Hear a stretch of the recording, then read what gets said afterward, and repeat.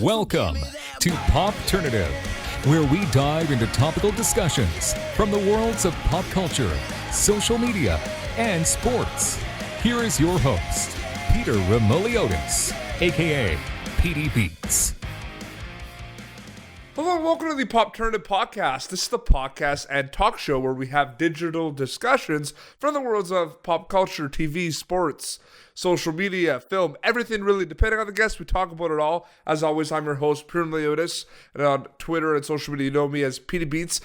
A show is taking the world by storm that was launched released on Netflix last week. It is called Outer Banks, and we are speaking to a cast member of Outer Banks. He plays Rafe. We are with Drew Starkey. Drew, welcome to Popternative, man. Hey, thanks, Peter. Thanks for having me. No problem. And right off the bat, congrats so far with the early success and reception of the show, man. I'm sure it's been crazy on your end. Yeah, it's happened really quickly. People are watching the show and enjoying it, and the fandom has hit very hard and very fast. But no, we're just all really thankful for it. No, absolutely. You know, whether you act, you write, you sing, you're all storytellers. When did Drew Starkey decide he wanted to be a storyteller? Oh gosh, I had grown up doing theater. So I started in the theater when I was, about 9 or 10. School productions, and then into some community theater and regional stuff, and then ended up going to school for it. Not really even knowing if that's what I wanted to pursue. I just knew I loved it. Graduated from school with a theater degree and just kind of fell into film and TV. So I don't know if there was a clear, decision made, but it just kind of gradually evolved for me. A lot of people say they started theater because that's kind of like where you learn your craft, right? I think so. Yeah, I don't know how much craft learning was going on when I was, in middle school.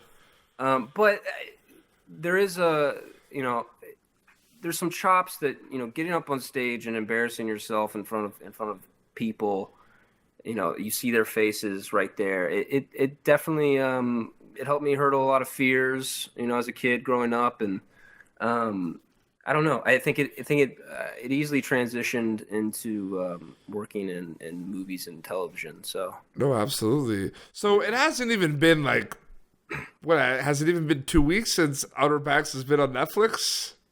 It hasn't even been a week, I don't think. No. And it's just, we were talking about it before. I mean, some shows, the popularity and the interest, it kind of goes like this, right? Yeah. But this kind of seemed to just go up, fast. Yeah, man. It's crazy.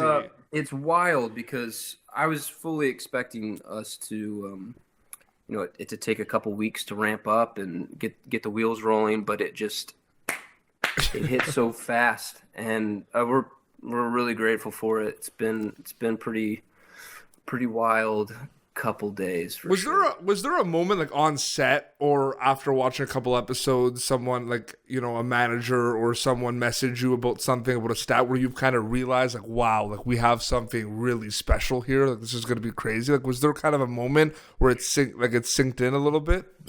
I think honestly, I think getting the scripts kind of over the course of the few weeks during the summer, because we had about 4 episodes written when I came into the show.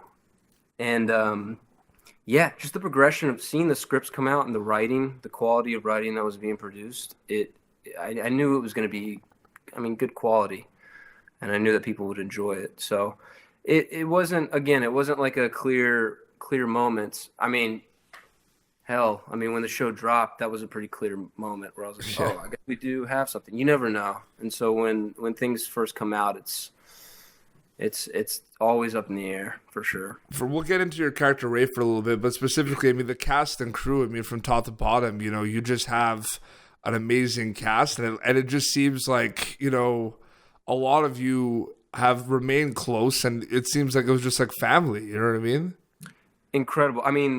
It completely changes the term life-changing, in my opinion, because these people that I worked with are going to be people that I, continue to have relationships with for years and years to come. I mean, it was one of the greatest crews and cast combinations I've ever worked with on a set. It was 100% like a family.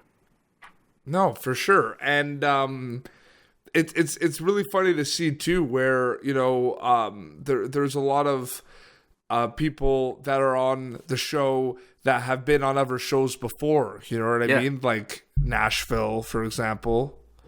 And with Austin, he had some success on Disney Channel with I Didn't Do It, which I'm sure a lot of you guys probably talk about that with him a little bit. Oh, there was like the first time I met Austin. Well, we worked together a lot. He's one of my great friends now. And we went to the beach. It was the first day he was there. We went to the beach down in Charleston, South Carolina, where we were working. And I just picked his brain for a couple hours. Like, what was it like? What was it like being in Disney? What's that system like? Like, how is it doing working on a stage like that? And he just laid it all out. But Austin's a great actor. For him to come from that area, it's always they come out of those Disney shows with so many chops, so much talent. No, for sure. So he's got a crazy bright future ahead. Yeah, you worked a lot with him, and that's why I want to talk. So Rafe is a complex guy. You're you're not the nicest guy. We feel bad for you sometimes, but not more than that. But talk a little bit about how you kind of prepared for a role like that. Have you ever done a role like that in the past? Was this really new to you? Talk a little bit about that, Drew. I don't know. Rafe is definitely unique. And it was a challenge. It was exciting to get to step in his shoes a bit.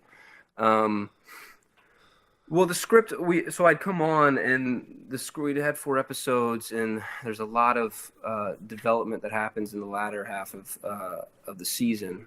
And the writers sat me down and clued me into where the trajectory of the character was going, and I was like, great, let's take it even further. Let's go a little crazier. But it was a ton of fun. I really though, I mean, the best part of getting to be on the show and playing Rafe is working with these incredible scene partners. I mean, Charles Eston was such a teacher for me on set, and brought a lot of, I think, qualities in just how we played on the day.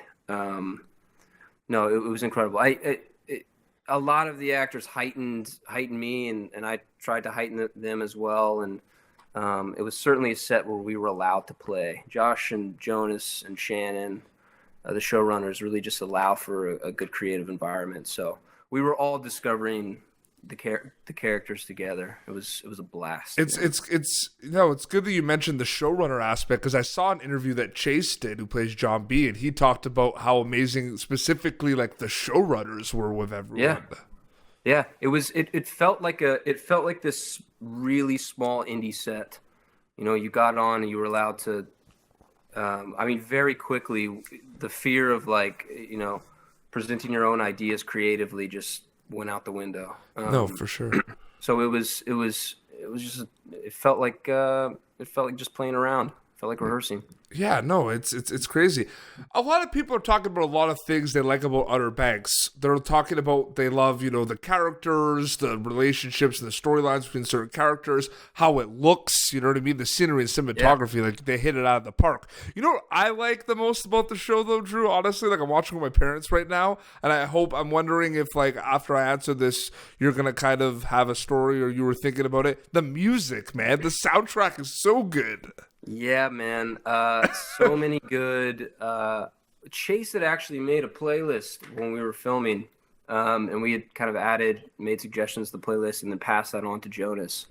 And you guys contributed to the songs a little bit. Yeah, definitely. I mean, a lot of Alt J in there. Krungbin, one of my favorite bands, made it in. They're kind of threaded throughout. The Flaming Lips are in there. Flaming Lips. Yeah, I mean, total just I don't know, man. There's a nostalgia element to it. It takes place in modern times, but there's a nostalgia element to this idea of what summer is, and teenage rebellion feels like. And I think the music is such an element in the show that I think people really enjoy. We keep taking like our Shazam app when there's like a good song, and we want to like figure out what it was. So what was the one, like me and my sister were like, man, it's a good song. Yeah, Lust for Hearts by Modern Pantheist. Oh yeah. There's some good songs in it, man. It's a good soundtrack. Yeah, Josh and Jonas are really the main contributors to that. They have great musical taste. We had many long conversations about the Black Keys and all the concerts they went to when they were younger. So it was. Oh, absolutely. So what music are you into specifically then? Oh, like you mentioned those are some of your favorite bands, but like. Yeah, I mean, too wide of a variety of music, honestly. I'm the same way, man. It's all good. You listen to everything. Country to hip hop. Like I'm all. Do you listen to anything? Like I always ask this because sometimes you have people that say no, and sometimes you have that people say yes. Were you ever into like any like metal and rock and like punk rock and like pop punk or any of that stuff? Oh yeah. A lot of the Ramones. Stooges. Listened to a lot of the Stooges growing up, and then metal side, Metallica. I've been listening to this band called Black Midi recently. Yeah. Really interesting. Like I don't think people know how important the Ramones are. I mean, I'm sure they do, but if you think about how many bands of different genres and artists that wouldn't be here if the Ramones weren't there, it's nuts.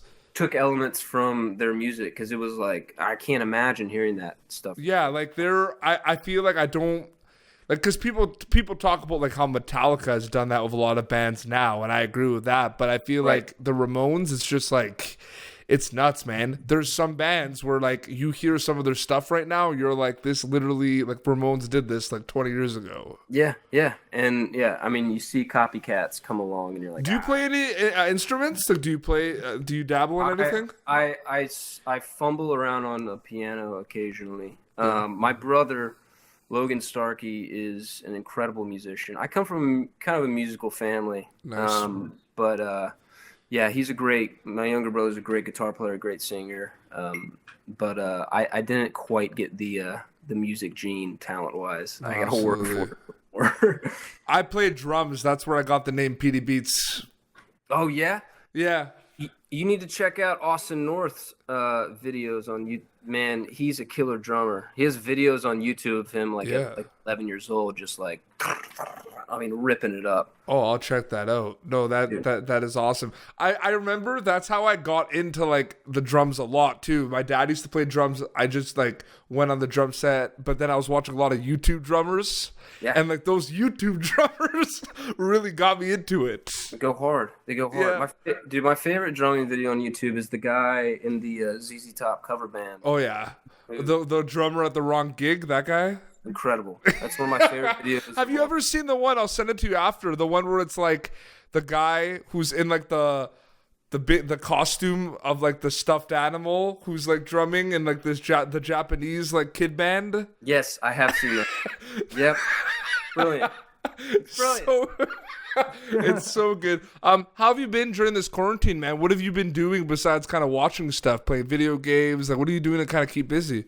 I've been good. We've been luckily I've had some of the fellow castmates. Maddie Klein, who plays my sister in the show, she lives a floor below me. We live in the same building. So it's been like me, Chase, Maddie, Austin, Rudy, all hanging out. JD's up in Santa Clarita, and then Bailey is back in South Carolina. But I've been reading as much as possible. I've been getting some writing done, trying to stay creatively busy, but I've also just been doing a whole lot of nothing. I have my hammock set out on my porch, so I'm chilling there for a lot of the day. We talked about how the reception was fantastic right off the bat with Outer Banks, but I want to know specifically with your like family and friends, what was like the reception like? A lot of hey, I really hate your character, but I still love you. A lot of that. Yeah, you're not nice. No, I'm not. Yes, Rafe is definitely he's definitely complex. He's very misunderstood. But no, I'm from North Carolina originally. I grew up in Hickory, North Carolina. Lived in Asheville for a really long time. So stories about North Carolina, I hold a little closer to my heart, and the reception from a lot of North Carolinians has been a lot of love, a lot of positivity. So that's really, I mean, the best part about all this. What was like the weather like when you were shooting it? I mean, because it looks amazing, but were there situations sometimes where it was like really hot? Was it kind of comfortable enough? What was it like? It was the most humidity I've ever experienced in my entire life. It was grueling sometimes. So much fun. I mean, Charleston's a beautiful city, and we had such a good time working down there. But my God, I mean, the humidity is crazy. A lot of bugs, a lot of sweat. Yeah. So I wanted to kind of know about like what you guys did like during while you were waiting for your call times and everything, like offset, because like I saw there's some videos. I think Rudy posted a video of you guys playing darts. I'm sure there's a lot of that type of stuff. But I remember I interviewed Matt Doherty, who played Averman in the Mighty Ducks, and I asked him about working on my girlfriend's an axe murderer with Mike Myers, and he said they used to play like roller hockey during lunch and stuff. Was there any like sports or anything like what were you guys doing like between like working and stuff? We got to we probably went to the beach almost every day. Yeah. Which was great. We played spike ball a lot on the beach. I love spike ball. It's amazing, dude. I'm a hockey guy. All the hockey players like loved spike ball when it came out. How much fun is it? Oh, we got into it, man. We'd play for 2 hours straight, and like straight competition.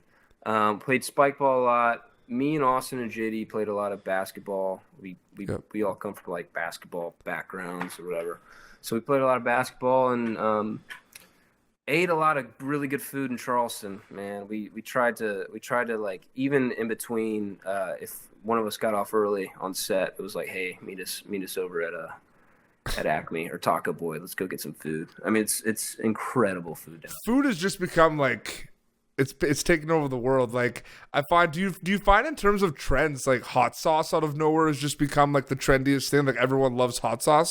Yeah, I know, like out of nowhere almost. Like it's always been around, but like with hot ones and everything. I'm a hypocrite though, because I feel like I caught on to that wave. You know, I wasn't a hot sauce lover for a really long time, and then like the past like 5 years, I need hot sauce on everything. So you understand where I'm coming from. It obviously at one point like showed up. Food like trends online. It's very strange. It's the age of the internet, man. We're in a weird time. No, it is. It's crazy. Well, Drew, thank you so much for joining me on Popternative to talk about Outer Banks, man. I really appreciate it. Yeah, of course, man.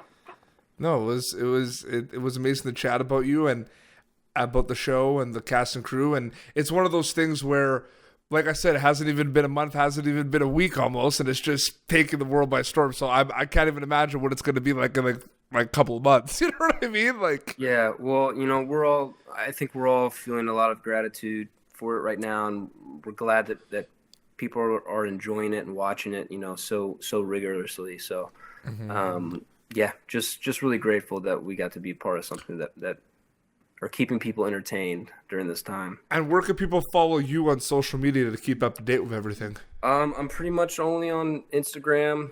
Follow me at Drew Starkey. Starkey. Very cool, very cool. Thanks again, man, and congrats so far, because this has been it's been an awesome ride so far, and I hope the wave just continues. You all get to ride it, because it's been awesome so far. Well, thanks so much for having me on, Peter, man. No, of course. Well, this has been Popternative, youtube.com/Popternative for previous episodes. Be sure to watch Outer Banks, streaming now on Netflix. And until next time, this is Drew Starkey and Petey Beats signing off. Thank you for tuning in to Popternative. Make sure to check out our past episodes of Popternative on YouTube. Be sure to like Popternative on Facebook and follow us on Twitter. This has been an Autograph Communications production.